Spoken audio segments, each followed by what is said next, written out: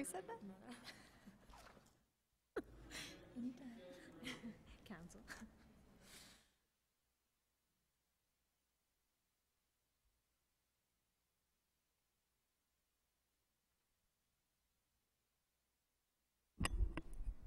May it please the Court.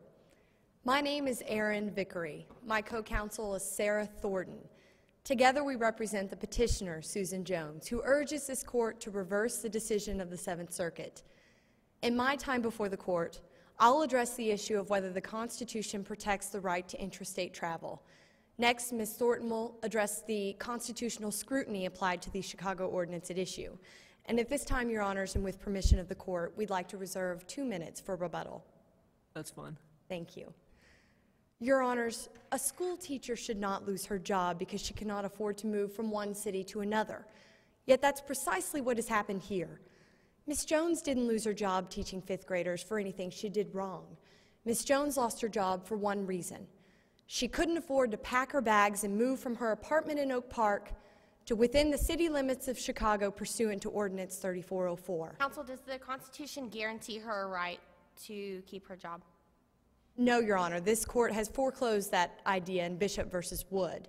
But the Constitution does guarantee her a right to interstate travel or travel within her state. And I'll discuss the following 3 points in support of that conclusion. First, this right is deeply rooted in our nation's history and traditions. Second, the majority of courts to address this issue have determined the right exists. And finally, policy concerns justify this Court's recognition of a fundamental right to interstate travel.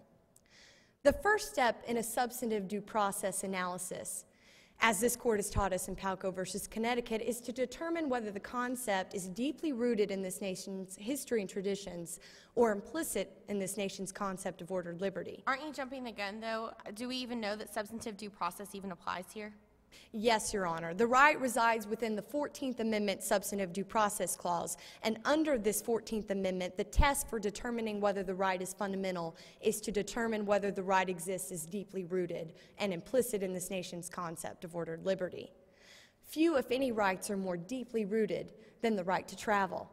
As a precursor to our very own Constitution, the Articles of Confederation proclaimed that state citizens possess the fundamental right, inherent in citizens of all free government, to peacefully dwell within their respective states. So, Counsel, just because people have been traveling for as long as we can remember makes it fundamental?